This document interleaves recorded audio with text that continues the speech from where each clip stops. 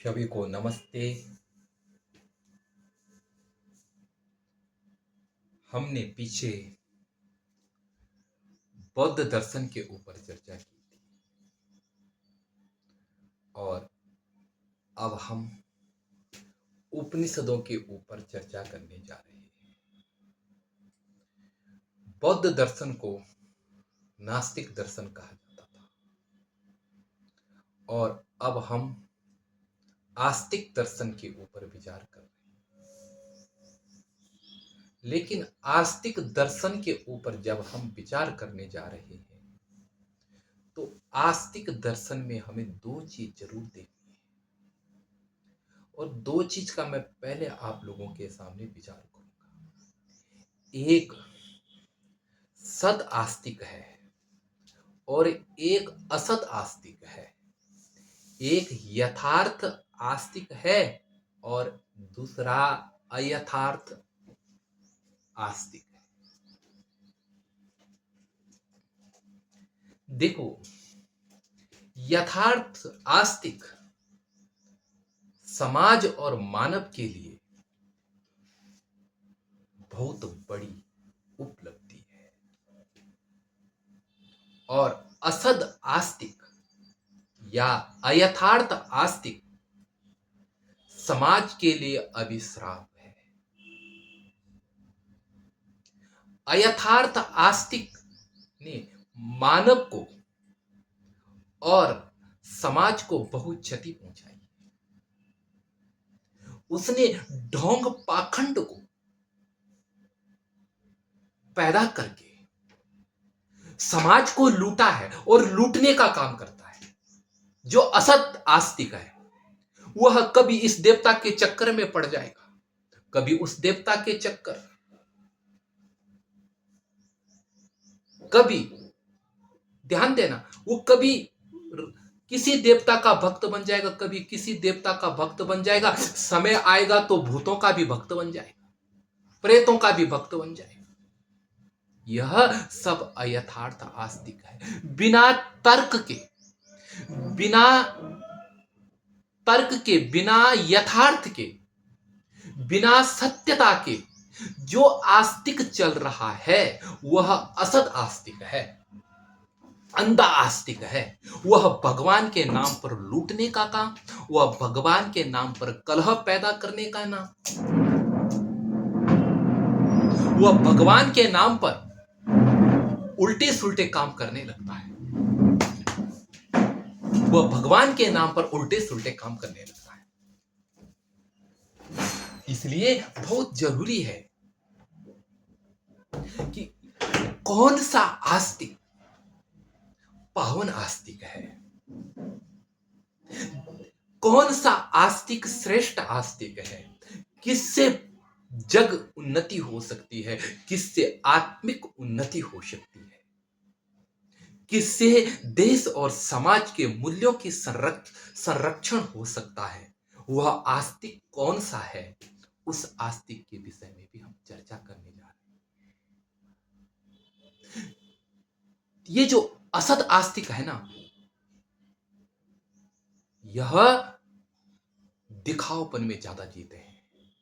इनके लिए दिखाव ज्यादा है। ये दिखाव प्रकट करेंगे, ये ईश्वर के नाम पर अपना अपना पेट भरेंगे, ये ईश्वर के सम्मान के पीछे अपना सम्मान देखते हैं।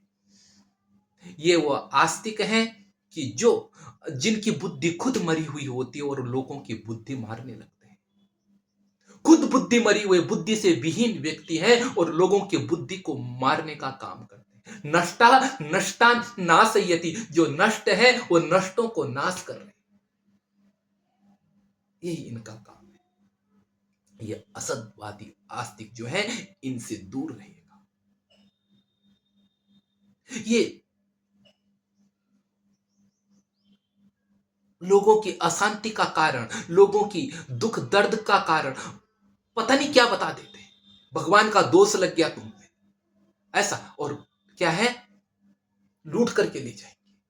कभी भगवान का दोष लगा देंगे, कभी पता नहीं किस किस चीज का दोष लगाते हैं, कभी भूतों का दोष, जहां तक कि ग्रहों का भी दोष लगा के आप लोगों को ले खाली कर देते। कुछ नहीं होता है। वास्तविकता यह है कि अगर आप सत्यवादी आस्तिक हैं, यदि आप तर्क तथ्य प्रमाण पर जीने वाले आस्तिक हैं, तो आप सत्यनिष्ठ होकर के अपना काम करें। आप सत्य पर आस्था रख करके अगर काम कर रहे हैं तो आप सत्यवादी आस्तिक हैं। और अगर आप असत भ्रांतियों पर फैलाए गए विचारों पर अगर विश्वास करके आप अपना जीवन जी रहे हैं, तो आपका उद्धार न तो आपका कर्म कर पाएगा और न ईश्वर सत्ता करेगी। आप क्या भटकते ही रहेंगे। इसलिए सत्यवादी आस्तिक बने, असत्यवादी आस्तिक नहीं। इसलिए यथार्थ आस्तिक बने, सम्यक आस्तिक बने, असम्यक आस्तिक नहीं। अभी मैं घर में गया था और हमारे घर में 2 शंख रखे थे, है ना? और शंख 2 रखे थे। अब माँ है, माँ क्या है, एक ये परंपरावादी है। तो एक महात्मा आया और उसने कहा कि तुम्हारे घर में अशांति रहती, तुम्हारी बहुएं लड़ती रहती, तुम्हारी बहुएं तुम्हारा कहना नहीं मानती। बोले तो क्या है, तो हर जगह एक ऐसा एक यह है। तो उसने कहा कि आप एक काम करो कि आपके यहाँ शंख है। माँ ने कहा हाँ, दिखाओ मेरे को। माँ ने दिखाया। ओ ये तो नर है, इसके लिए मात दी चाहिए। है? एक छोटी सी शंख उसके साथ दी थी। और कितने? 1000 रुपए। क्या मतलब? कैसे शांति? इन चीजों से कभी शांति आई? ये बनावटी पंथ जो है, जिनके बीच में कोई कार्य कारण ही नहीं है, उन चीजों को तुम रख करके उल्टा कलह पैदा करता है। तीसरा चौथे दिन एक व्यक्ति और आया, उसने कहा अरे संक तो ब्रह्मचारी होता है, ये क्यों रखा है? इसको ले जाओ, इसको कहीं इसके दूसरी जगह रख दो, इसलिए अशांति हो रही है।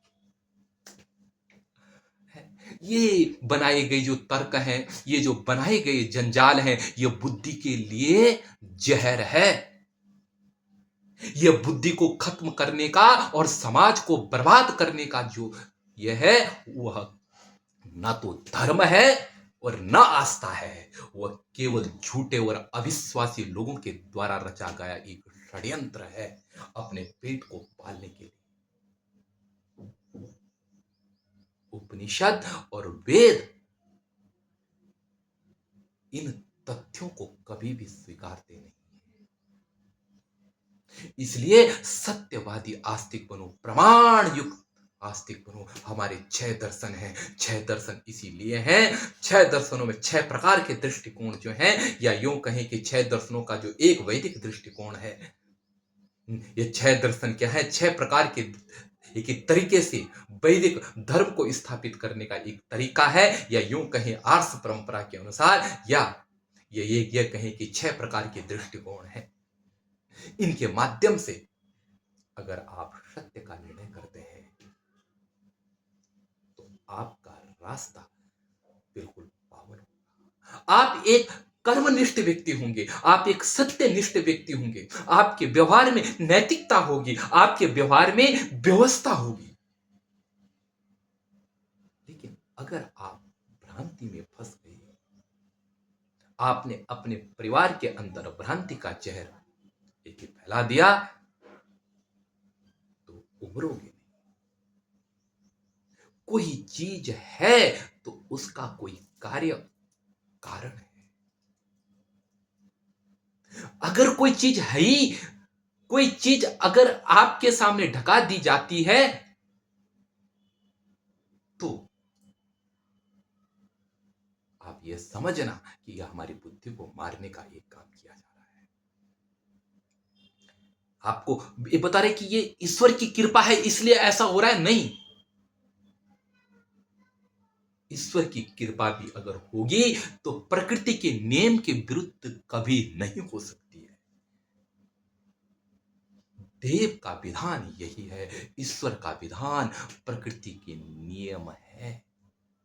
ईश्वर का विधान प्रकृति के नियम से आपकी सुरक्षा करना है। प्रकृति के नियम को तोड़ करके कोई भी ईश्वर का विधान काम नहीं कर सकता है। क्या ईश्वर स्वार्थी है कि आपके लिए वो प्रकृति का नियम तोड़ेगा? ईश्वर एक क्या है? अटल नियम है। ईश्वर एक अटल सत्यता है। वो कभी भी आपके नियम और आपकी झूठी भक्ति के अनुसार वह कभी भी अपने नियम को नहीं तोड़ेगा। ये आप ध्यान रखना। आप जिसे भक्ति कहते हैं वह एक डर का रूप है। जिसे आप एक भक्ति कहते हैं वह एक लोभ का रूप है। क्या आपके लोभ के पूरी करने के लिए कभी ईश्वर अटल शाश्वत सिद्धांत को तोड़ेगा? नहीं, ये सब झूठा और षड्यंत्र रचा गया है। परमात्मा का यह सृष्टि एक रचा हुआ काव्य है। कितने बार हमने कहा वेदों का सिद्धांत है, देवस्य काव्यम पश्य। देवता इस परमात्मा का काव्य यह सृष्टि है। यह परमात्मा का यह रचा हुआ जो ये सृष्टि रूप महाकाव्य है, जिसमें अनंत ज्ञान भरा हुआ, अनंत रसों की उपपत्ति, 9 रस नहीं, जितने भी रस दुनिया में हैं, सर्व रस की अभिव्यक्ति इस संसार रूपी परमात्मा के काव्य से होती है। इस काव्य के जो बनाए गए नियम है उनके अनुरूप अपने जीवन को जीना। ये परमात्मा का क्या है? श्राव्य काव्य है। यह परमात्मा का दृश्य काव्य है और वेद परमात्मा का श्राव्य काव्य है। हम कहते हैं कि परमात्मा ने 2 चीजें रची, जगत और उसके नियम को स्थापित करने के लिए वेद। इसलिए वेदों का ज्ञान शाश्वत ज्ञान है। ये कि पुराणों में जरूर वेदों का ज्ञान है, लेकिन जो पुराणों में सब है वह वेदों में नहीं है, ये कहा जा सकता है। इसलिए प्रमाण्यम अविरोधांसे तदभावे अप्रमाण्यता, जितने के साथ में वेद का संबंध है, उपनिषद कि पुराणों में, स्मृतियों में उतना मान्य है, और जितना वेदों के साथ में संबंध नहीं है वह सब अप्रमाण्य है। और वेद क्या है? वेद एक सार्वभौमिक, सार्वकालिक और सार्वजनिक सत्य है। हर परंपरा का खंडन हो सकता है, लेकिन शाश्वत सिद्धांतों का कभी खंडन नहीं हो सकता है। और जिसका खंडन हो वह शाश्वत सिद्धांत नहीं, जो अखंड है वह शाश्वत सिद्धांत है, वही नित्य सिद्धांत है, वही क्या है? सनातन सिद्धांत है।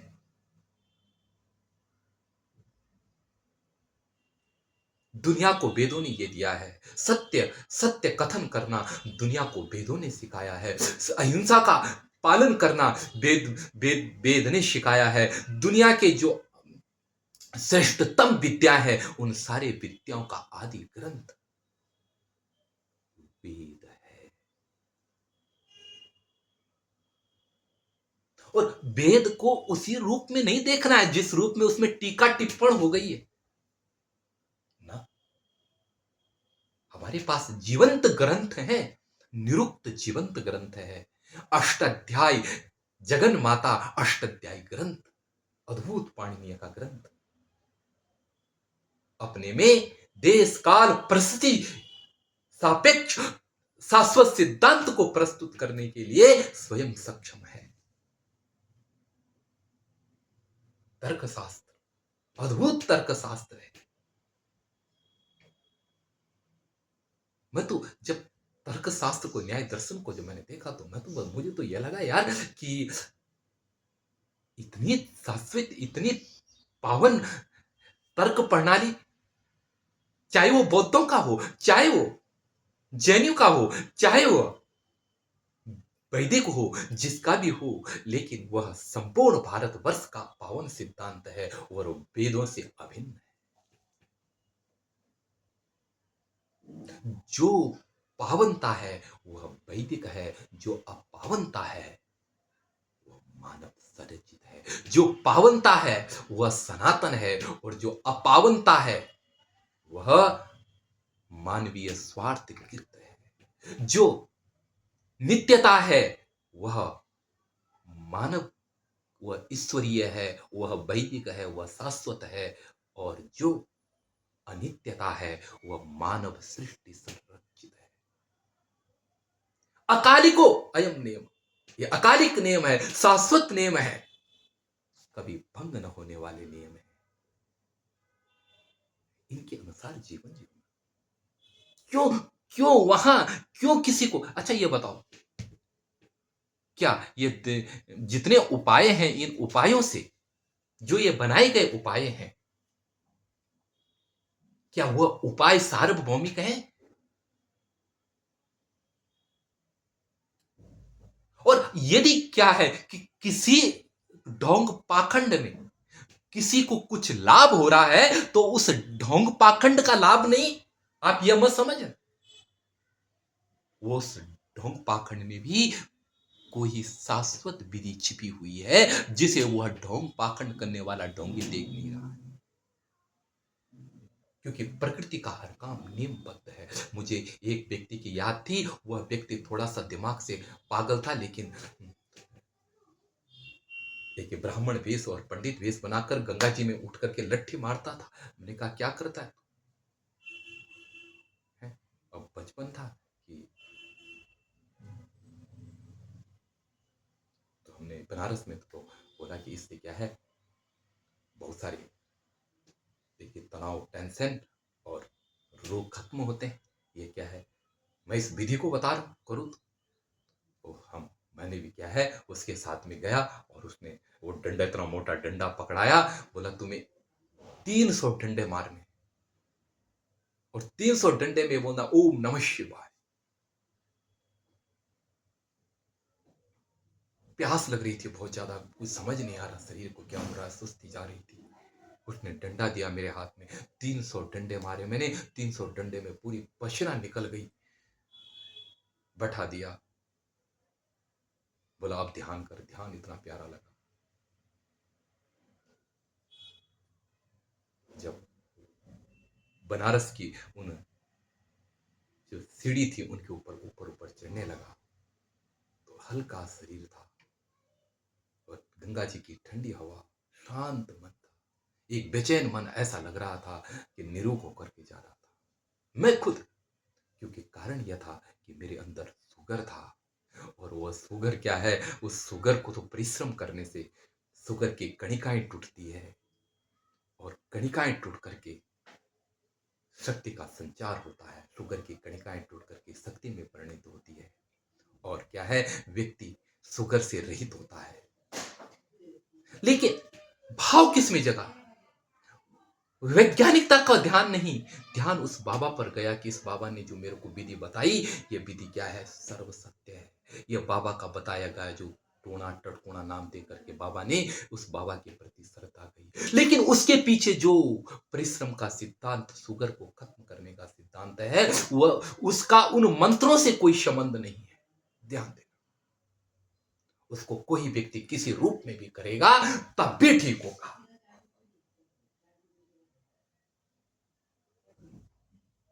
इसमें बाबा का कुछ नहीं।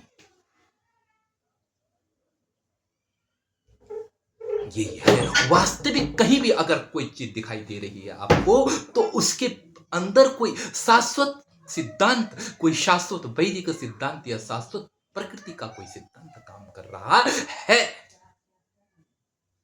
वहां आप अपना ध्यान केंद्रित करो, उसको खोजो, वह वैज्ञानिक तथ्य बनेगा।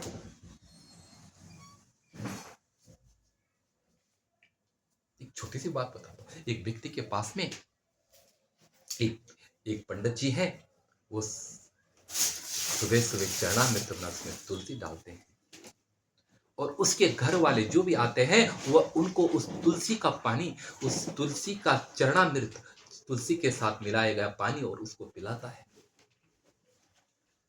और वो पिलाता है, और उसने अपने बच्चों के लिए भी उसने यही परंपरा वो ये चालू की। और एक से उसके जो बेटे थे, वह 80-80 साल तक, उसके जो पिता थे वो 80-80 साल तक, और उसके जिसने ये बात लिखी, अभी बताता हूं मैं, जो पंडित जी थे, उन्होंने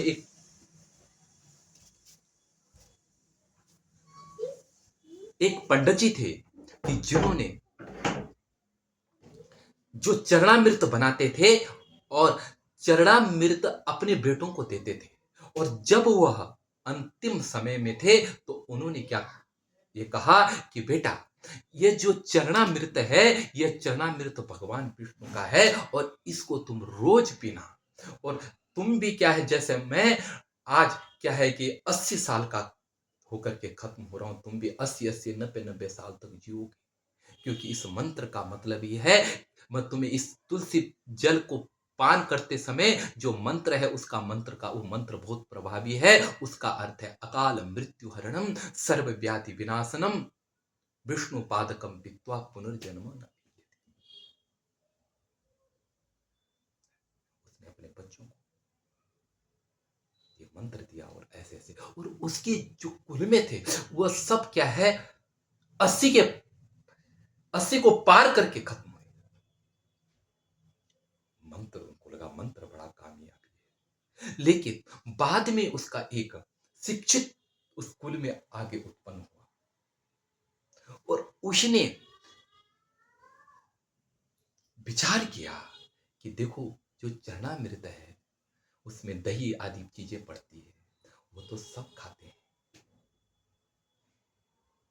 सब पीते हैं, लेकिन चरणामृत में ऐसी चीज क्या है, और इस मंत्र में ऐसी चीज क्या है। तो उसने इसमें विचार करके उस एक चरणामृत को न बना करके तुलसी दल को खाया और पानी पीना शुरू किया। और वह अपने जीवन में जब 80 साल का पहुंचा, तो उसने इस मंत्र का कुछ दूसरा अर्थ कर दिया। उसने कहा अकाल मृत्यु हरणम, सर्व व्याधि विनाशनम, तुलसी पत्रम भूत्वा पुनर्व्याधि न विद्यते। उसने कहा अकाल मृत्यु हरण हो जाती है, और सारे रोग खत्म हो जाते हैं। बोला तुलसी जो दल है, पत्र है, इसको खा करके आदमी को कभी कोई व्याधि नहीं होती, फिर कभी कोई व्याधि।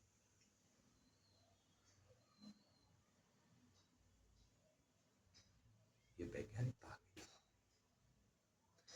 जो है, कोई काम कर रहा है, कोई साइंटिफिक तथ्य अगर काम कर रहा है, उसके ऊपर ध्यान रखो, सदवादी आस्तिकवाद बनो। क्योंकि ईश्वर का नियम ही कार्य कारण भाव है। परमात्मा ने अगर जगत रचा है, तो इसको कार्य कारण भाव से रचा है, इसके साथ में कार्य कारण भाव रखा है, और कार्य कारण भाव से ही परमात्मा आपके ऊपर कृपा करेगा। अगर कृपा करेगा, वो प्रकृति के नियम को तोड़ करके कृपा नहीं करेगा। यदि आपके पापों का आपको दंड दिया जा रहा है, और आप ये कहेंगे कि इसको हटा दो, नहीं हटाएगा,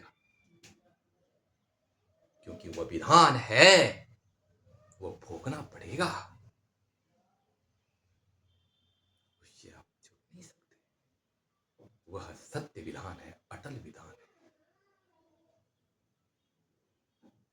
परमात्मा नियम है, नियम के स्वरूप का निर्धारण करने वाला, नियम को सही रूप में स्थापित करने वाला परमात्मा ही है। उसका अटल सिद्धांत है, उस सिद्धांत के ऊपर ध्यान दो, और सत्यवादी आस्तिक बनो, असत्यवादी आस्तिक बनो।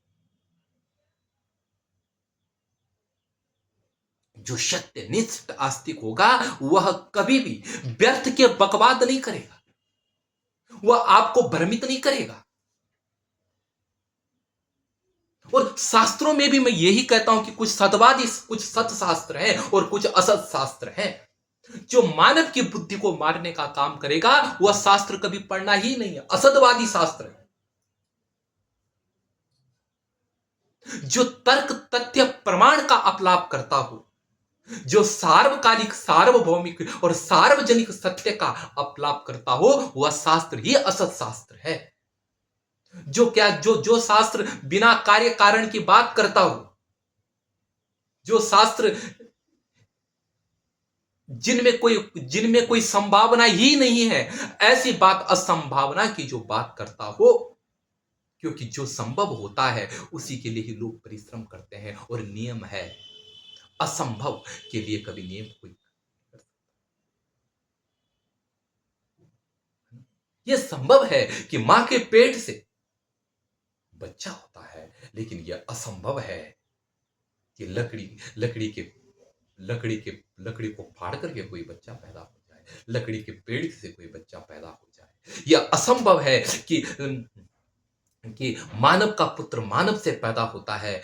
यह संभव है कि मानव का पुत्र मानव से पैदा होता है, लेकिन यह असंभव है कि मानव का पुत्र किसी गाय के पेट से पैदा हो जाए। और वो अगर होगा भी तो उसके पीछे कोई कार्य कारण अवश्य होगा। यह ध्यान रखना, बिना कार्य कारण और बिना संभव के कोई चीज नहीं हो सकती, असंभव से कोई चीज नहीं हो सकती। क्या करते हैं विज्ञान ने? क्या किया? विज्ञान भी तो कार्य कारण का नियम खोज रहा है। संपूर्ण विज्ञान कार्य कारण की नियम की ही श्रृंखला है। नियम का अध्येता ही तो विज्ञान है ना।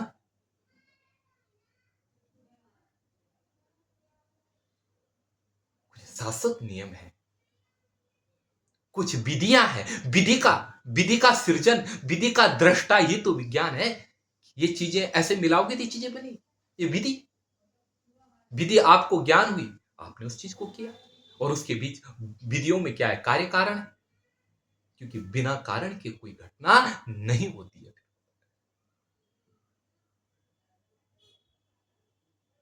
यह ईसाइयों का ईश्वर नहीं है, या मुसलमानों का ईश्वर नहीं है कि सोचा और उसे तैयार करके दे दिया। नहीं से कभी है कि उत्पत्ति नहीं हो सकती। किस चीज से बना, है ना? कोई भी चीज है वो पदार्थ से बनी। पदार्थ ही वस्तु का संसृजक है। यदि पदार्थ वस्तु को न बनाएगा और पदार्थ से यदि वस्तु नहीं बनेगी तो नहीं से कभी है नहीं बन सकता। जो वो होता है ना, जादूगर होता है, जादूगर तुम जादूगर बना देता है, ऐसे ही करके तुम्हें दिखा देता है मैंने बना दिया। वह एक आपकी आंखों का भ्रम पैदा करता है। वास्तविक ऐसी चीज है, कोई चीज बन नहीं सकती, बिना कारण के कोई चीज बन नहीं सकती। ईश्वर एक सर्व सत्य सत्ता है। और उपनिषद वेद, जो वेद के आश्रित पैदा होने वाले उपनिषद हैं, उनमें ईश्वर का जो वर्णन है वह अनुपम है। और आज के वैज्ञानिक युग में भी विज्ञान जिसका प्रतिपादन कर रहा है वो उपनिषद ही है। उपनिषद आपको भ्रमित करने की विद्या नहीं, उपनिषद आपको विवेक को जागृत करके ईश्वर तक पहुंचाने का मार्ग है। उपनिषद विवेक के साथ, ज्ञान के साथ, चेतना के साथ, और चेतना वो नहीं, अभी हम विचार करेंगे, वो चेतना नहीं, प्राज्ञा की बात कर रहा हूं। एक पावन समझ जिससे क्या है, आप यथार्थ को देख सकें। एक बड़े सूक्ष्म तत्व को देख सकेंगे, जिसको उपनिषदों ने कहा है दृश्यते तो अग्र्या बुद्धिया सूक्ष्मया सूक्ष्मदर्शी। अग्र बुद्धि के द्वारा, जैसे क्या होती है, सुई होती है, उसको गीत गीत करके बिल्कुल क्या बनाया जाता है, टिक बनाया जाता है, तब वो किसी चीज में प्रवेश करने में सक्षम होती है। ऐसे ही जब आप अपनी बुद्धि को घिसते घिसते बिल्कुल सूक्ष्म आपकी बुद्धि हो जाएगी, वस्तु के कार्य कारण को भी समझ करके उसकी पूर्ण सत्यता को समझने में अगर आपकी बुद्धि सक्षम हो जाएगी, तब आप ईश्वर की तरफ बढ़ पाएंगे। जो भी आपको दिखाई दे रहा है, अगर आपको ये कहते हैं कि आपके ईश्वर का दर्शन होगा, तो वह उपनिषद साक्षात्कार के लिए मैं बोल सकता हूँ। लेकिन यह सोचोगे कि इन आंखों से ईश्वर के दर्शन होंगे, भगवान के दर्शन होंगे, असंभव है। आप ये सोचोगे कि मैं मन से भगवान का दर्शन करूंगा, ये सब जो है इनका विषय भगवान है ही नहीं, ईश्वर तत्व है ही नहीं। जो भी आपको ये बात ऐसे बताते हैं, ये उपनिषद और वेद के विरुद्ध बातें हैं। परमात्मा वास्तविक हुआ है जो मन और वाणी का अविषय है। यतो वाचसा निवर्तन्ते अप्राप्य मनसा सह। जहां से वाणी लौट के आ जाए,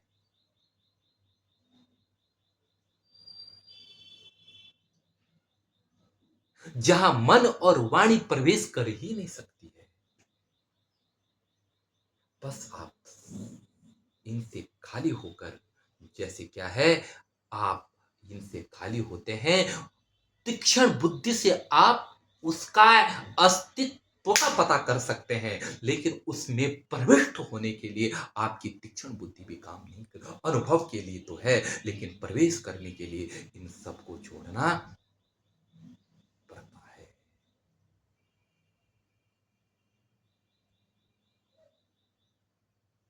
वहां कोई विचार नहीं जाएगा आपका, वहां आपकी कोई भी प्रार्थना नहीं जाएगी। आप सोचेंगे प्रार्थना करके मैं पा जाऊंगा, तो आपकी प्रार्थना आपकी हृदय की दुर्बलता है। प्रार्थना कुछ नहीं जाती, ईश्वर दुर्बल नहीं, ईश्वर बलवान है, समर्थवान है। इसलिए इन चीजों के चक्कर में नहीं, जो भी परिकर, हाँ, प्रार्थना ईश्वर की यह है कि हे ईश्वर, तू महान है, तेरी महानता मेरे में आ जा। ये प्रार्थना ईश्वर के साथ अभेदात्मक चिंतन, ईश्वर के साथ ऐसा अभेद अटूट चिंतन पैदा हो जाए, एक अभिन्नता ऐसी पैदा हो जाए। मैं आपको अभी एक ये गुरु राम राय स्कूल में गया था, और वहां पर बच्चों की परीक्षा चल रही थी, और वहां पर 2 बॉल पड़ी हुई थी। अब चक्कर मारा, थोड़ा सा इधर उधर गया, चक्कर मार करके बाहर आया, 2 बॉल देखी। अब बॉल को जब देखा तो पहले कोई देखा, लेकिन बाद में आया, अरे मेरे बच्चे बॉल खेलते हैं, ये बॉल तो बहुत सुंदर, को ले जाओ, ध्यान देना। मेरे को बॉल का क्या प्रयोजन है, मैं बॉल का क्या करता। लेकिन बच्चे का लोभ मेरे लोभ के साथ अनन्य जोड़ करके, मेरे आंखों के साथ अनन्य जोड़ करके मुझे बॉल चोरी करने के लिए उत्प्रेरित कर रहा था। ऐसे ही जो प्रेमी होता है, उसकी प्रेमिका का जो जो स्वार्थ होता है, लोभ होता है, वह प्रेमी के आंखों में आकर के वह बोलता है, वह देखता है, कितनी बार ऐसा होता है। ऐसी अनन्यता, ऐसी अभिन्नता का ईश्वर के साथ जब आप अभिन्नता का दर्शन करोगे, ये आंखें उससे जुड़ करके देखेगी, यह मन अपने अस्तित्व को करके ब्रह्म आनंद का प्रकटीकरण जब देह से होगा, यह अभेद स्थिति जब पैदा होगी, यही सच्ची प्रार्थना है। लेकिन यह विचार नहीं है, यह वास्तविकता है। विचार वास्तविकता नहीं है, विचार भ्रांति है, यह ध्यान रखना। जो आपने देखा या जो आपने सुना, वह वास्तविक नहीं है। आप मेरे को देख रहे हैं, आपके पास मेरे विषय में जो ज्ञान है, वह मैं नहीं, वह आपके मन के जैसे दर्पण में एक चित्र पड़ता है, आप शीशा है, शीशे में आपने देखा, शीशे में जब आप देख रहे हैं तो शीशे में आपकी छाया पड़ी। वह जो चित्र है जो शीशे में है, आप शीशे में नहीं, लेकिन आपका जो चित्र है वह शीशे में है, शीशे में पड़ता उसे आप देखते हैं। सेम ऐसा ही होता है, आपके आंखों में बाहर का चित्र अंकित होता है, छाया पड़ती है उसकी, उसका प्रतिबिंब पड़ता है, उसको आप ग्रहण करते हैं, उसके अनुसार आप विचार का सृजन करते हैं, जिसमें या लोभ होगा या भय के कारण किया गया होगा या प्रेम के कारण किया गया हो, संपूर्ण मन की गंदगी सब उसके साथ में जुड़ी हुई होती है। और जब आप किसी का चिंतन मनन करते हैं तो उसी गंदगी के साथ में किया जाता है, या तो भय भरा होगा या लोभ भरा होगा या डर भरा होगा। इनसे बिना तो विचार विचार का कोई अस्तित्व नहीं, या काम वासनाएं भरी हो, इनसे बिना उनका अस्तित्व है ही क्या। इसलिए वो माया सब आपकी है, आपकी रचित है, वह ईश्वर तक कभी नहीं जाएगी। ईश्वर तो सोचेगा कि इस माया का अंत हो जाए, इस छल का, आप अपने को छल रहे हैं इस छल के माध्यम से, और ईश्वर इस छल को तोड़ने के लिए बहुत सारा काम कार्य करता है।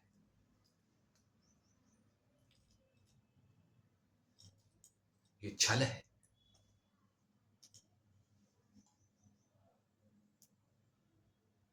आप जिसे कहते हैं ना, वो एक सपना है जो आपका रचा हुआ है। ईश्वर परम सत्य है, इनसे परे है। तो अब हाँ, अब बात ये आती है, तो ये जो करेगा, जो संपूर्णता को समझेगा, वह कौन होगा? इस तर्क तथ्य प्रमाण के साथ समझने वाला जागरूक व्यक्ति सद आस्तिक है। और जो भ्रम में फंस गया, जो ऐसा है कि कि कहावत है ना कि नागार्जुन एक जगह लिखा था कि यथा चित्र करो रूप यक्षस्याति भयंकरम विलिख्य स्वयं भीत संसारी अभूतस्तथा। जो मूर्ख व्यक्ति है, असत आस्तिक है, वह अपने द्वारा बनाए गए षड्यंत्र या समाज के द्वारा बढ़ाए गए षड्यंत्र, उसके साथ एक होकर के एक स्थापना करता है, एक होकर के भूत चढ़ जाता है उसका उसके ऊपर। और वो क्या, उसे वास्तविकता नहीं दिखती है, और वास्तविकता यह होती कि उसके अपने द्वारा बनाए गए षड्यंत्र ही उसको सामने दिखाई देते हैं, और उन्हीं के लिए वो लड़ता और मरता है। वास्तविक स्थिति कुछ अलग होती है, ये स्थिति नहीं। तो आप सत्यवादी आस्तिक बने, आप सत्य का निरीक्षक बने। देखो, जो सत्यवादी आस्तिक होगा, वह देखेगा, वह विज्ञान के नजदीक है, विज्ञान से दूर नहीं। क्यों, मैं से क्यों कह रहा हूं कि आप विचार करते हैं, यदि विज्ञान ये कहता है कि ईश्वर नहीं है, विचार करते हैं। आज प्रश्न यह है कि ईश्वर है कि नहीं, इसमें थोड़ा विचार करते हैं।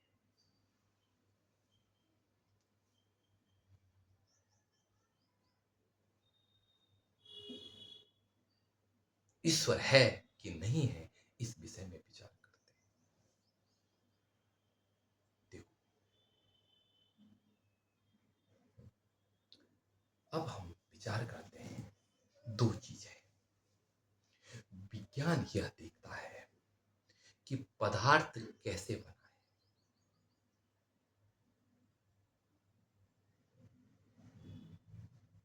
आपके घर में एक टीवी है, लगी हुई है, आप उसको चलाते हैं, उसमें चित्र आते हैं।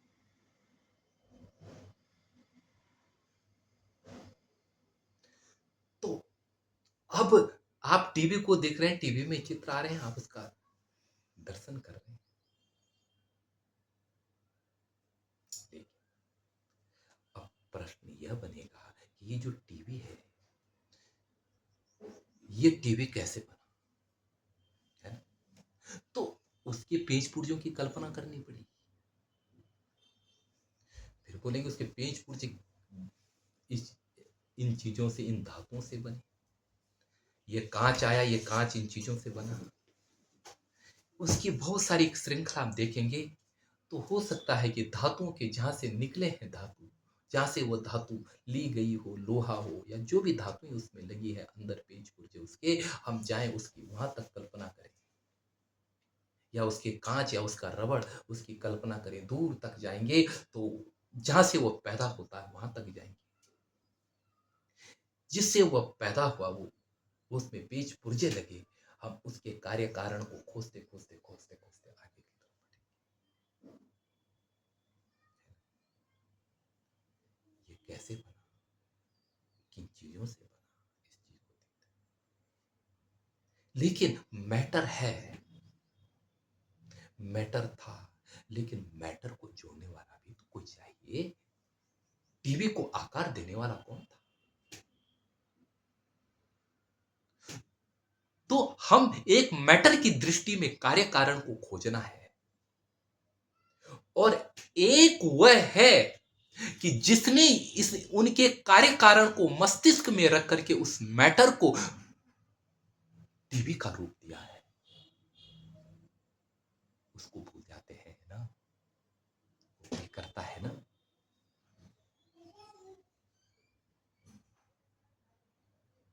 एक कार्य कारण की दृष्टि है, और एक कार्य कारण उपादान कारण में वस्तु को आकार देने वाला भी तो कारण है। सब चीज हो, है ना, मिट्टी है, सब कुछ है, लेकिन मिट्टी को एक ऐसा व्यक्ति भी तो चाहिए कि जो जिसके पास क्या है, मिट्टी को आकार देने में, मिट्टी को घड़े को में परिणित करने की क्षमता भी तो है, चाहिए ना। मिट्टी घड़ा तो नहीं बन जाएगी ना स्वयं, पत्थर स्वयं घर तो नहीं बन जाएंगे ना। तो इतने इंजीनियर अगर बन जाते हैं, तो इतने इंजीनियर, रोड अपने आप बन जाती, पृथ्वी तो अपने आप पहले से ही, है ना।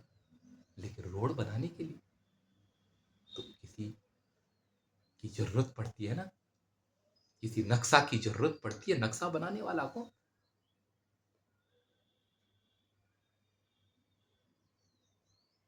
किसी कर्ता की जरूरत पड़ती है, जिसके अधीन होकर के सारे नियम कार्य करते हैं। टीवी के सारे पुर्जे हों, लेकिन जब तक उनको जोड़ेंगे नहीं, सही नियमबद्ध तरीके, क्रमबद्ध तरीके से नहीं जोड़ेंगे, तब तक उसमें चलचित्र नहीं देख सकते। हर चीज के अंदर अपनी एक क्षमता है, पदार्थ के अंदर एक क्षमता हो सकती है, लेकिन पदार्थ की क्षमता को आकार देने वाला, पदार्थ की क्षमता से सृजन करने वाला, मैटर से कोई वस्तु का निर्माण करने वाला कोई है तो, और वह जो है वह कर्ता होता है, स्वतंत्र कर्ता, जो क्या है, अपनी क्रिया करने में स्वतंत्र है, किसी चीज को सृजन देने में स्वतंत्र है। ऐसा कोई कर्ता तो चाहिए।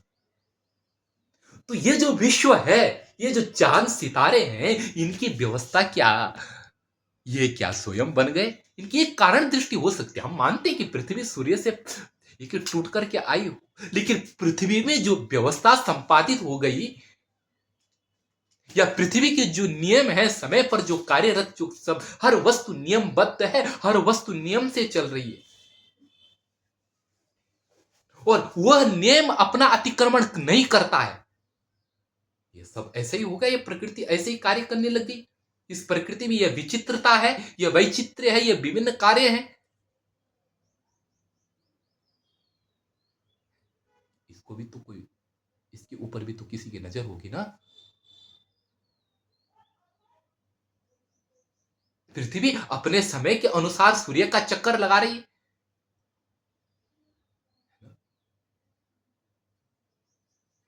और पृथ्वी सूर्य के अनुसार चक्कर लगाकर दिन रात होगी, है ना। ये कैसे? और उससे किसी का भला होगा, जीव अपने कार्य करेंगे, और जब वो सोएंगे, जब नहीं होगा सूर्य तो वो सोएंगे, और जब होगा तो वो कार्य करेंगे। ये आपको बिना प्रयोजन का लगता है? इनके साथ में, सबके साथ में प्रयोजन बांध रखा है, और प्रयोजन हमेशा, प्रयोजन से जो कार्य करता है वो चेतना होती है, और चेतना होती है, बुद्धि होती है। लेकिन पदार्थ के पास तो चेतना नहीं है, ये कि प्रयोजन का ख्याल नहीं है ना? तो ये प्रयोजन वाला कौन है? ईश्वर है ना?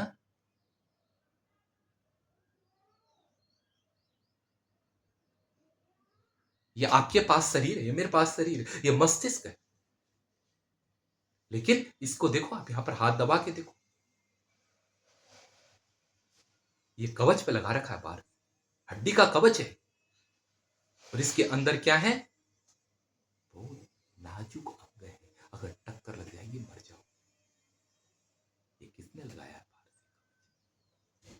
ये है ना, ये हड्डी, मस्तिष्क, ये भी तो बाहर से एलिमेंट है।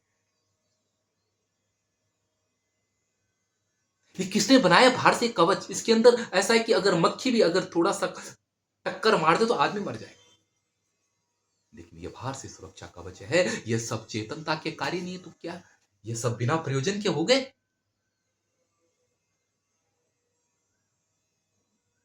नहीं, कोई प्रयोजन है। प्रयोजन है रक्षा करना, सुरक्षा प्रदान करना, और यह ख्याल केवल चेतन को ही हो सकता है, बुद्धिमान को ही हो सकता है, बुद्धियुक्त को हो सकता है। हर चीज में व्यवस्था है, और अगर हर चीज में व्यवस्था है तो हर चीज का एक व्यवस्थापक है, और वही व्यवस्थापक ईश्वर है। हर चीज में कुछ प्रयोजन है, अतः प्रयोजन का प्रयोजक ईश्वर है। हर चीज में एक नियम है, और नियम को नियमित चलाने वाला नियामक ईश्वर है।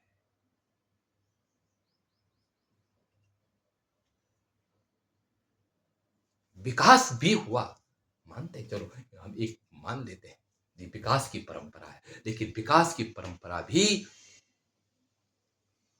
प्रयोजन के आधार पर ही हुई है।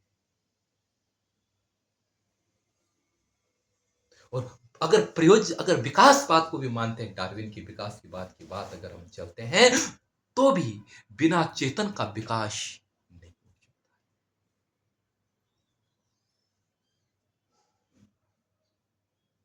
प्रकृति में सतत नियम चल रहा है, इंसान उसका खोजता है, लेकिन नियम का नियामक ईश्वर है। वो सब नियम प्रकृति के नियमों को लेकर के चल रहा है।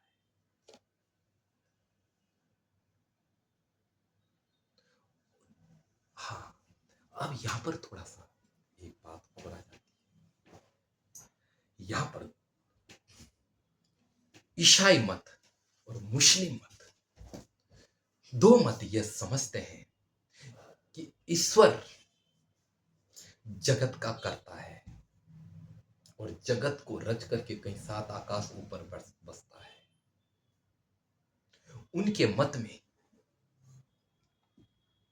थोड़ा समस्या आ जाती है। पहले तो यह बात है कि वह क्या है, जगत को सर्वशक्तिमान है, वह जगत को कुन कहता है, हो जा, और जगत पैदा हो जाता है। लेकिन किस चीज से पैदा होता है? क्या नहीं से है हो जाता है? अभी विचार नहीं। अगर नहीं से पैदा होता तो आप हाथ घुमा के बता दो मैंने पैदा किया। ईश्वर सर्वज्ञ, ठीक है, इस ईश्वर सर्वशक्तिमान है, तो आप एक कण की अपेक्षा तो बहुत शक्तिमान है, यूं तोड़ दो तो आप वही बना के दिखा दो, असंभव है। तो वो सात आकाश ऊपर बैठा रहता है, तब व्यवस्था करता है। पहली बात तो यह है कि जगत अनेकात्मक है, अनेक शक्तियों का भंडार है, अनेक काम हो रहे हैं, तो ईश्वर को अनेक चमचों की जरूरत पड़ेगी, है ना, अनेक नौकरों की जरूरत पड़ेगी उसको देखिए समाज चलाने के लिए, जब वो सात आकाश में बैठ रहा उसको,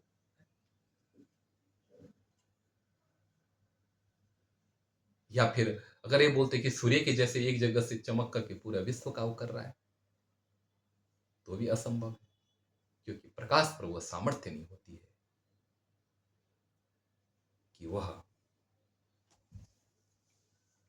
वो प्रकाशित तो कर सकता है, प्रकाश तो दे सकता है, लेकिन वह प्रकाश्य वस्तु का प्रकाशन करता है, अलग अपने से अलग वस्तु का प्रकाशन करता है। अगर पहले असत से बनेगा नहीं, अगर बन भी जाएगा तो वो उसे क्या है, केवल प्रकाशित कर सकता है, लेकिन उसमें परिवर्तन और उसको चलाने की क्षमता प्रकाश में नहीं होती है। प्रकाश किसी चीज को चलाने में सहयोगी हो सकता है, चलाने वाला।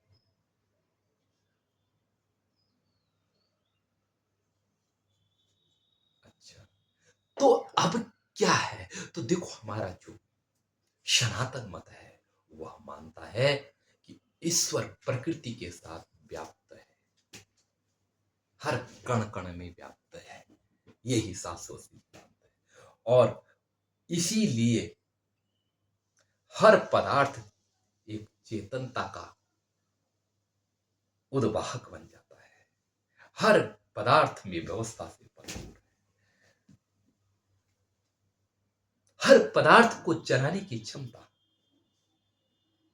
ईश्वर में, क्योंकि वह कण कण में व्याप्त है। और देखो, तो फिर अब प्रश्न बनेगा भाई, चलो ठीक है, कण कण में व्याप्त है, लेकिन यदि वो कण कण में व्याप्त है तो क्या वो प्रकृति के गुणों से युक्त है? तो जो प्रकृति में परिवर्तन होंगे, क्या परिवर्तन उसमें होंगे?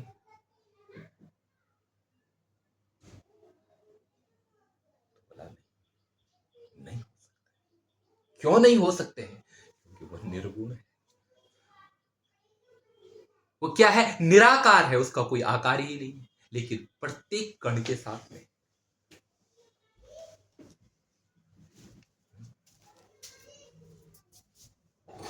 हर कण उससे आच्छादित है, लेकिन वह कण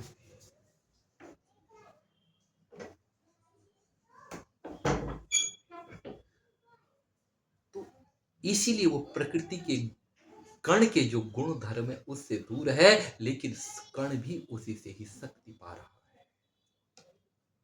है। जब वैज्ञानिक किसी चीज का रिसर्च कर रहे हैं ना, तो उसमें जो परिवर्तन हो रहे हैं, जिन परिवर्तनों का वो अध्ययन कर रहे हैं, वह परिवर्तन भी उसी नियामक के अधीन है, वही कर रहा है, लेकिन आपको नेम दिख रहे हैं, लेकिन वह नहीं दिखा सकता, क्योंकि वह निराकार है, वह आकार तक की आंखें हैं, इसलिए वो प्रयोगशाला में नहीं आ सकता।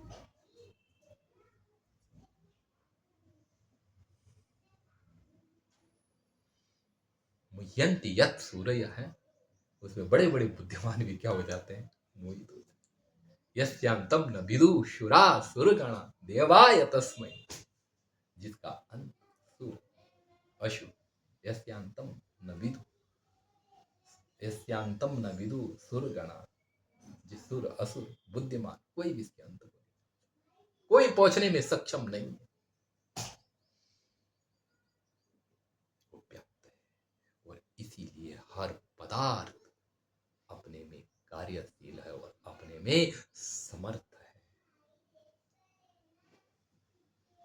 और सारी विश्व सृजन उसी से ही चल रहा है। जड़ के साथ चेतनता का संबंध,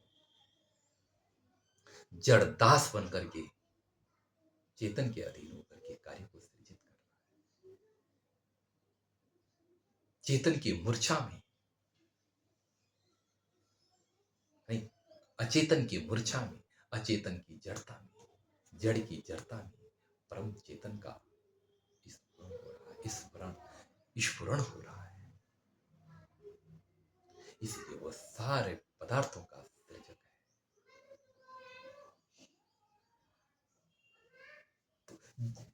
ये सब क्या है? परमात्मा की है। और वो सारे नियमों को देख रहा है, सारे नियमों का निरीक्षण कर रहा है। अभी बताएंगे आगे। सारे नियम, सारे धर्म उसी से ही चल रहे हैं। इसीलिए ऐसा स्थान कोई नहीं जो परमात्मा से खाली हो।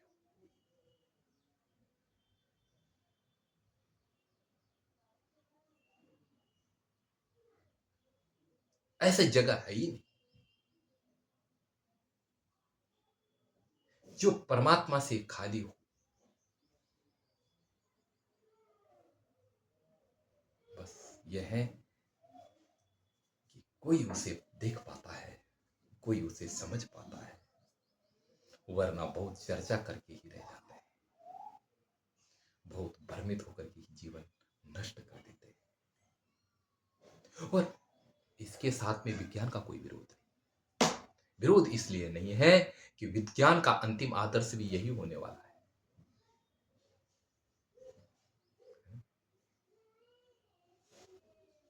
ऐसा थोड़ी हो सकता है कि हेलीकॉप्टर किसने बनाया और हम ये कहते कि हेलीकॉप्टर अपने आप बना है। ऐसा नहीं हो सकता। उसका वैज्ञानिक का नाम देना पड़ेगा ना कि उस फलाने ने बनाया है। कोई चीज सृजित हो रही, किसी नियम से कोई चीज बन रही है, किन्हीं नियमों के, किन्हीं विधियों के द्वारा कोई चीज बन रही है, तो विधि का विधाता तो है। बिना विधि विधि बिना विधाता के कैसे रह सकती है? कोई विधि विधान, उसके लिए विधाता तो चाहिए ही। बनाने वाला, नियम को बनाने वाला तो चाहिए। नियम को स्थापित, नियम बनाने वाला, नियम को क्या है, पालन करवाने वाला है। नियम को बनाने वाला, नियम को पालन करने वाला और नियम के ऊपर निगरानी रखने वाला कि कहीं नियम का अतिक्रमण न हो जाए। कभी देखा आपने आम के पेड़ में सेब का आम के पेड़ में सेब सेब लग जाए? कभी देखा आपने कि नीम के पेड़ में अपने आप आम आ जाए? आज अगर एक एक कलम भी करेगा तो आदमी तो करेगा, करने वाला भी तो है। कोई भी हो, कोई भी नहीं। और आम के पेड़ में अगर क्या है, सजातीय में ही कलम होती है, विजातीय में भी कलम नहीं होती। और मान भी लो, तो सजातीय में ना अपना कारण पहले से। तो कहने का तात्पर्य हमारा ये है कि व्यवस्था, सब व्यवस्था है तो व्यवस्थापक है, हमें बताया था। अच्छा, तो ये सारे काम चलते हैं। कल एक बात याद आ गई। अभी आया था प्रश्न, एक व्यक्ति आया था, पूछ रहा था कि ईश्वर होता है? मैं तो ईश्वर को नहीं मानता। मैं तो, बात थोड़ा थोड़ा गौर से सुनना, मैं तो ईश्वर को नहीं मानता। मैं तो ई ई शा ईशा आदाशा व र को नहीं मानता। इतना वाक्य है ना। अब आप गिन लेना कितने अक्षर है। ठीक है, मैंने कहा आप जो ये बोल रहे हैं कि मैं ईश्वर को नहीं मानता हूँ, मैंने आपका ये वाक्य ही ये बात सिद्ध कर रहा है कि आप ईश्वर को मानते हैं। बोला कैसे कर सकते हैं? मैंने कहा पहले आप विचार करो कि कैसे हो सकते हैं। मैंने माँ, माँ पे आई की मात्रा मई, मैं, ईश्वर ई स्वर है, इतना बोला तुमने। मैंने मैं भी एक क्या है, अलग व्यंजन है, उसमें स्वर जोड़ा, फिर ई है, फिर वो आधा श, फिर व, फिर र, फिर न, फिर ह पे ई की मात्रा जोड़ी। तब आपने एक सार्थक वाक्य मेरे सामने प्रस्तुत किया। मैंने इस वाक्य का संरक्षक बनाने वाला कौन है? जो ये वाक्य बोल रहा है, ये इन मात्राओं को जोड़ करके अभी किसने मेरे सामने बोला? बोला, मैंने बोला आप इसके कर्ता हैं कि नहीं है? बोला हाँ मैं इसका कर्ता हूं, मैं नहीं बोला। मैंने कहा इस वाक्य के लिए, इस वाक्य को बनाने के लिए यदि कर्ता की जरूरत पड़ती है तो इस ब्रह्मांड को रचने के लिए भी कर्ता की जरूरत पड़ती है। और आपको यह पता है कि आपने जब यह बोला कि मैं ईश्वर को नहीं मानता हूं, तो आपने किस समय यह वाक्य आपके मन से प्रकट हुई और कैसे यह बाहर आ गए? आप तो क्या है, बस आपके मुख से निकला ये तुरंत, लेकिन बनाने वाला, सृजन करने वाला आपने नहीं देखा कि इस वाक्य को किसने अंदर बनाया। लेकिन कार्य को आप देख रहे हैं कि नहीं देख रहे हैं? पर हाँ, देख रहा हूँ, मैंने भी सुना है। तो मैंने कहा जब इसके लिए, वाक्यों की संरचना के लिए वर्णों से बने हुए, वर्णों को वाक्य में, वर्णों को, वाक्यों को, अक्षरों को, स्वरों को व्यंजन में मिलाना, व्यंजन को फिर वर्ण बनाना और वर्ण से फिर वाक्य बनाना, इतनी क्रिया करने वाला, इतनी क्रिया करने वाले अगर आप हैं, इनको सामूहिक रूप स्थापित करने वाले यदि आप हैं, तो और इनसे सार्थकता को पैदा करने वाले, अर्थ को दे करके मेरे कानों में पहुंचाने वाले आपके यदि शब्द हैं, तो यह जो संसार है ये बना हुआ, इसमें अनेक मैटर लगे हुए, इन मैटरों को सृजित करो, एक करने वाला कोई हो सकता है कि नहीं हो सकता है? और मन अगर नहीं हो सकता है तो आप ये कहो कि मेरा वाक्य नहीं है, मैं हूं ही नहीं, मैंने बोला ही नहीं, बद तो व्याघात दोष आ जाएगा, जना झूठ साबित हो जाएगा। एकदम से कहा वास्तविकता हो सकता है। वास्तविकता यह है कि विज्ञान भी, विज्ञान के नियमों को स्थापित करने के लिए भी कोई अंतिम नियामक सत्ता चाहिए, जिसका अवलाप नहीं हो सकता है, कभी हो ही नहीं सकता है। और उसी ही परम चेतन का, उसी परम चेतन के विषय में, जो आपकी ये आंख है ना, ये तो चर्म चक्षु है, और इस चर्म चक्षु को जो चला रहा है, अभी आए हो, इस वाणी को से जो बोल रहा है, इन कान से जो सुन रहा है, वो कौन है? यह प्रश्न है, और यह उस सत्ता को बताने के लिए प्रश्न है। और यही से केन उपनिषद शुरू होता है, और हम केन उपनिषद शुरू आज हम करने जा रहे हैं। प्रथम खंड का पहला श्लोक है, ओम केनेश्रितं पतति प्रेषितं मनः, केन प्राणः प्रथमा प्रैतियुक्तः, केनेश्रितां वाचमिमां वदन्ति, चक्षुश्रोत्रं क देवो युनक्ति, क ऊ देवो युनक्ति। बोलते हैं केनी ऋषि प्रश्न कर रहा है शिष्य गुरु से। क्या प्रश्न कर रहा है कि केन इप्सितम प्रेषितम मनः पतति, किसके द्वारा ज्ञान युक्त, पहले इप्सितम का अर्थ करना, ज्ञान युक्त करना पड़ेगा, और दूसरा का अर्थ है क्रिया, किसके द्वारा मन ज्ञान युक्त होकर, और प्रेषितम, प्रेषण युक्त माने क्रिया युक्त होकर, पतति माने गिरता है, पतति का अर्थ चलता है, करना ठीक नहीं, पतति का अर्थ है विषयों में, विषय अपनी ओर से जोड़ने पड़ेंगे, विषयों में जाता है। कौन सी सत्ता है? मन किसके द्वारा ये क्रिया कर रहा है और किसके द्वारा चिंतन कर रहा है? पहला प्रश्न। दूसरा प्रश्न उपनिषद करता है कि केन प्राण प्रथम प्रैति, प्रथम शब्द का अर्थ मुख्य अर्थ में है, जो इन सब में मुख्य राजा कौन, जो ये प्राण है, ये किसके द्वारा चल रहा है? ये श्वास चल रही है, ये निकल गया तो आदमी मर गया, तो ये श्वास किसके द्वारा चल रही है?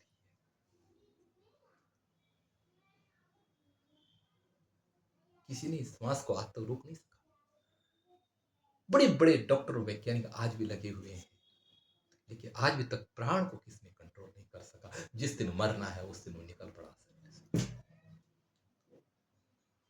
ये मुख्य प्राण किसके द्वारा चल रहा है? कौन है ये? प्राण नहीं, प्राण जिससे चल रहे, ये श्वास प्राण, ये प्राण तो एक है नाक से, लेकिन हमारे इसमें 5 भागों में इसको विभाजित किया, प्राण, अपान, व्यान, समान, उदान। ये नाड़ियां, ये रक्त संचार जो हो रहा है, ये पाचन की क्रिया जो हो रही है शरीर के अंदर है, ये मन विसर्जन जो हो रहा है, ये सब किससे हो रहा है? इसी के सब ये भेद है, ये सब उसी के अंदर जाके क्रिया भेद है, ऐसा हमारा ही मानता है, आयुर्वेद मानता है। किसके द्वारा? और केन इमाम वाचाह बदंती, केन इमाम ईशिताम वाचा बदंती, किससे ये क्रियाशील होकर के यह वाणी बोलती है? किसके माध्यम से यह वाणी बोल रही है? कौन है ऐसा सत्य शरीर के अंदर, या इन जीवों के अंदर? कौन इस जीवों के प्राणों को चला रहा है? कौन इन जीवों के मन के अंदर सोच को पैदा कर रहा है? कौन इस शरीर के अंदर क्रिया को पैदा कर रहा है वो कौन सा तत्व है? और चक्षु, आंख,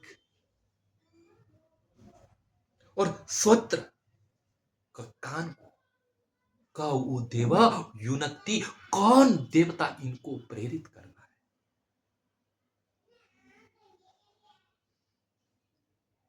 अर्थात कान को सुनने के लिए कौन प्रेरित कर रहा है?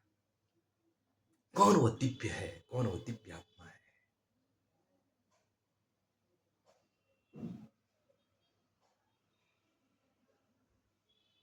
कौन है वो देव? कौन है वो प्रकाश युक्त चेतना युक्त तत्व जो इनको अपने अपने कार्यों में लगा रहा है कौन? देखा कितना साइंटिफिक प्रश्न से उठ रहा है हमारा धर्म। प्रश्न का धर्म, तर्क का धर्म। तर्क करो, मजबूत तर्क प्रस्तुत करो। हिंदुत्व तो यही है, सनातनत्व तो यही है। वो प्रबल तर्क है, जो तर्क नहीं वो सनातन नहीं।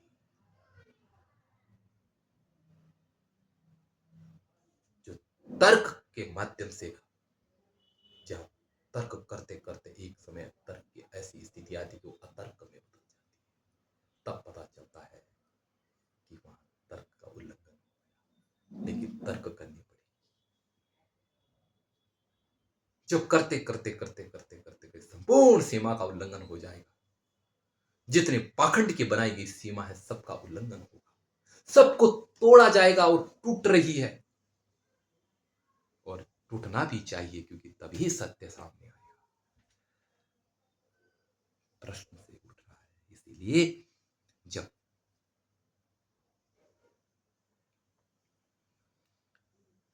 निरुक्त कार में भी एक ऐसी घटना है जहां ऋषियों को तर्क शब्द के द्वारा कहा गया है, और इस विषय के ऊपर हम, क्योंकि हमारा पथ प्रदर्शक तर्क है और वह तर्क स्वयं में एक ऋषि है, ऐसे निरुक्त में भी बताया गया है, और हम उस विषय में बात करेंगे। आप सुनेगा, आपको जरूर बुरा लगेगा। बहुत सारी चीजें मैंने इन चीजों में खंडन और गलत साबित करने की कोशिश की है। हो सकता है किसी का जीविका का विषय और उसको बुरा लग रहा हो कि अरे तो भूखे मर जाएंगे, लेकिन यदि आप एक सत्य आस्तिक हैं तो आप भूखे नहीं मर सकते। दयालु दीन बंधु के बड़े विशाल हाथ हैं। दीन बंधु परमात्मा के बहुत बड़े विशाल देगा। आप सत्य आधारित चले, सत्य